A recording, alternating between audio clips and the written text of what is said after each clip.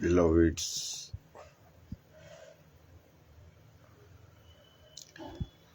पुराना जो चला आ रहा था, परमात्मा को खोजने का रास्ता, परमात्मा को जानने का रास्ता, परमात्मा को पाने का रास्ता, जो सब चला आ रहा था,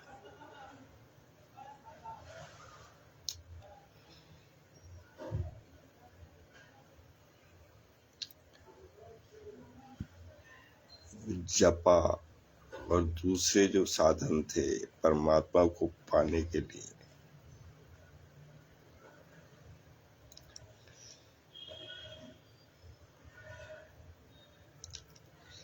ये ड्रग्स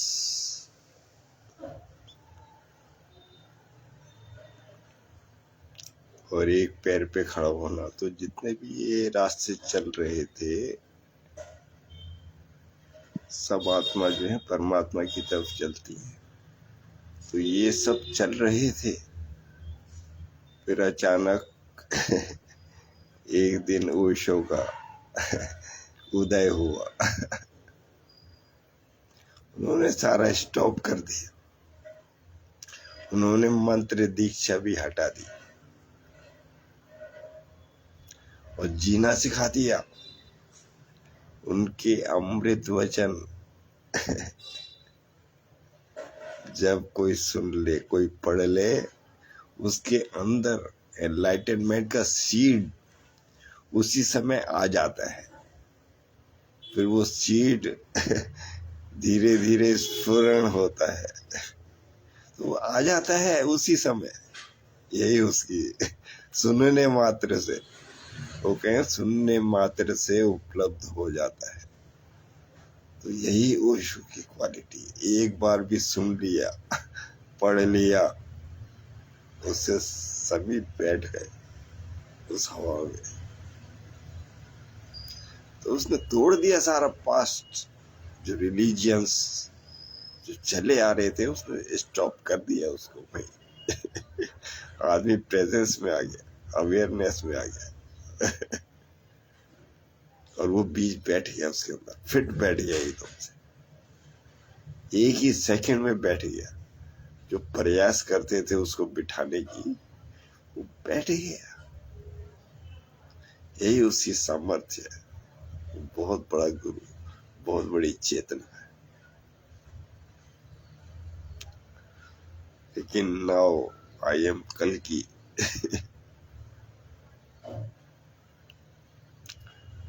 मैं आपको जीने की राह बताता हूँ।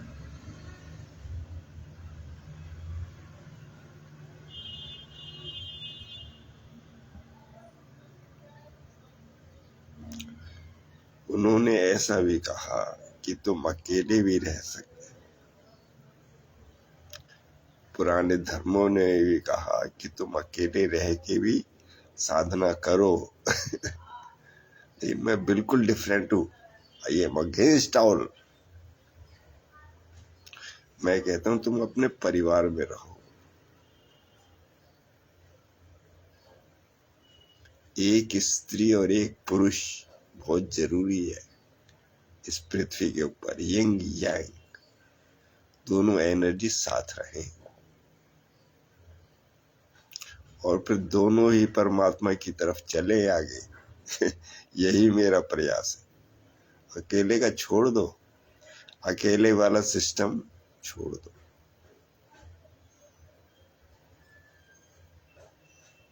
तुम परिवार में रह के उसको उपलब्ध हो जाओ। यही मेरा प्रयास है। क्यों? क्योंकि 3 पीढ़ी बहुत जरूरी है। आपका जो इंटेलिजेंस है उसको ग्रोथ होने में एक बाप की पीढ़ी, बाप दादा की पीढ़ी, एक आपकी अपनी पीढ़ी, भाई बहन, और एक अगली पीढ़ी आपके बच्चे पोते। तो ये 3 पीढ़ी जो है बहुत जरूरी है हर आदमी के लिए। तब उसका इंटेलिजेंस ग्रोथ होगा, मैच्योरिटी बनेगी। और रहने का सिस्टम ठीक होगा।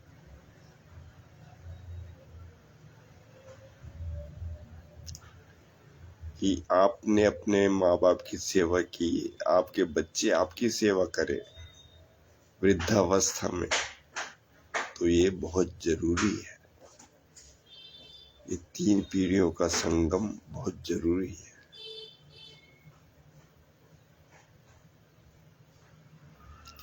फिर इसका तालमेल कैसे होगा इसका भी मैंने आपको उपाय दे दिया। ये अर्ली मैरिज, 18 साल की लड़की जिस दिन हो जाए, 21 साल का युवक हो जाए, उनकी नौकरी हो या ना हो, उनकी पढ़ाई अधूरी हो या पूरी हो, उनकी शादी कर दीजिए। चाहे अधूरी हो पढ़ाई या पूरी हो, यहाँ कोई बहाना नहीं चलेगा उनकी शादी कर दीजिए।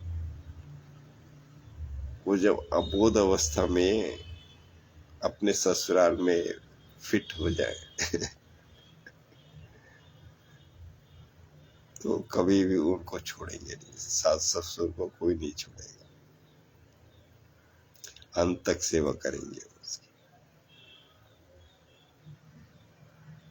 छोटे बचपन में मिल जाए गृहस्थी से गृहस्थी,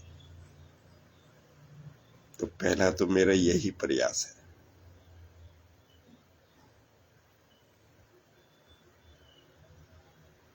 और इससे बहुत सारी कुरीतियां खत्म हो जाएंगी। जो 5-7 साल आप मैरिज के लिए रोकेंगे तो बहुत कुरीतियां आ जाती हैं। कुरीतियां ऐसी आ जाती हैं, वेश्यालय बन जाते हैं। वो युवक सेक्स एनर्जी को संभाल नहीं पाता, ना युवती संभाल पाती, तो गलत राह में चले जाते हैं। या पतन हो जाता है सोसाइटी का। आपके पुराने मापदंड जो है मूल्यों का, आपके सांस्कृतिक मूल्यों का हनन हो जाता है। तो अर्ली मैरिज बहुत जरूरी है।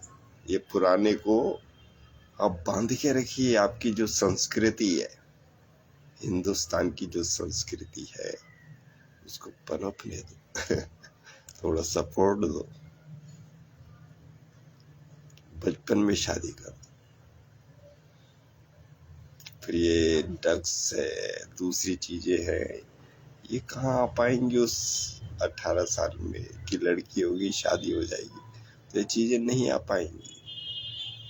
और ये IVF ये इनकेपेबिलिटी, ये नहीं आ पाएगी वहाँ पे। फिर फैमिली प्लानिंग हो, 1-2 बच्चे बहुत। ये तो अर्ली मैरिज, एक मैंने आपको बता दिया अर्ली मैरिज, ये मेरा सिद्धांत है। और सेकंड आपको मैंने बताया लव मैरिज लव मैरिज भी आप कर दीजिए, जिससे कि प्रेम जो है नेचुरल वे में आ जाए। लव मैरिज में प्रेम जो है नेचुरल वे में इस पृथ्वी पर आ जाए, उड़ना नहीं पड़े, वो अपना स्वाभाविक प्रेम हो।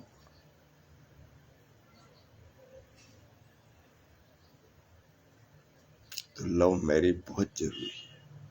तो 2 चीजें मैंने आपको बता दी। 5 साल आप रोकते हैं शादी को, तो होमो बनते हैं, लेस्बियन बनते हैं, तो मत रोकिए, अर्ली मैरिज कर दीजिए। फिर उसको लड़की पसंद नहीं आती, उसको लड़का पसंद नहीं आता लेट मैरिज में, उनके माइंड ऐसे हो जाते हैं। तो ये सारी बीमारियां, कुरीतियां हट जाएंगी अर्ली मैरिज में। और आपके पुराने जो रिलीजन के सांस्कृतिक वैल्यू हैं वो सामने आ जाएंगे। उसको भी बांध के रखो उसको भी बांध के रखो। तो अर्ली मैरिज कर दीजिए और लव मैरिज कर दीजिए। लॉर्ड कृष्णा, माँ राधे आपको प्रेम का संदेश दे रहे हैं। लव मैरिज कर दीजिए, उसको अवॉइड मत कीजिए, उसको प्राथमिकता दीजिए, क्योंकि बिल्कुल नेचुरल है वो। ये तो आप प्रेम ओढ़ेंगे, बनाएंगे, बनावटी लाएंगे वो नेचुरल है। प्रेयसी प्रियतम का प्रेम नेचुरल है, तो ये बहुत जरूरी है। फिर उस परमात्मा को याद करो, दिन में 2, 4, 6 बार उस परमात्मा को बिल्कुल याद करो, झुको, भाव प्रकट करो तो इतना ही है। तो आदमी की जो बुनियाद है वो मैंने दी है ईमानदारी। ईमानदार बन जाओ सच्चे बन जाओ, और प्रेम से रहो, प्रेम से जियो, क्योंकि आत्मा का जो स्वभाव है प्रेम शांति, करुणा, डिविनिटी, ये आत्मा का स्वभाव है। तो आप अपने स्वभाव में रहिए 24 घंटे वो क्रोध है, फियर है, दूसरी चीजें हैं, दूसरों को विध्वंस करना, उसमें मत जाइए। शक्ति दी है, शक्ति का समुद्र है जो शक्ति है। शक्ति का दुरुपयोग नहीं, सदुपयोग, किसी को बचाने में अपना घर गृहस्थी चलाने में शक्ति का सदुपयोग। क्रिएटिविटी, डांसिंग तो जब आप सच्चाई में जिएंगे, ईमानदारी में जिएंगे, प्रेम में जिएंगे, तो आपके पास ऐसे खजाने खुल के आएंगे, नए नए आविष्कारों के, और संवेदनशील हो जाएंगे। इसलिए कहता हूँ बी वेकन मांसाहार को त्याग दो, तभी आप सेंसिटिव बन पाएंगे। एक आत्मा का दूसरे आत्मा के प्रति आदर, मनुष्य का पशु के प्रति आदर, वो आत्माएं हैं।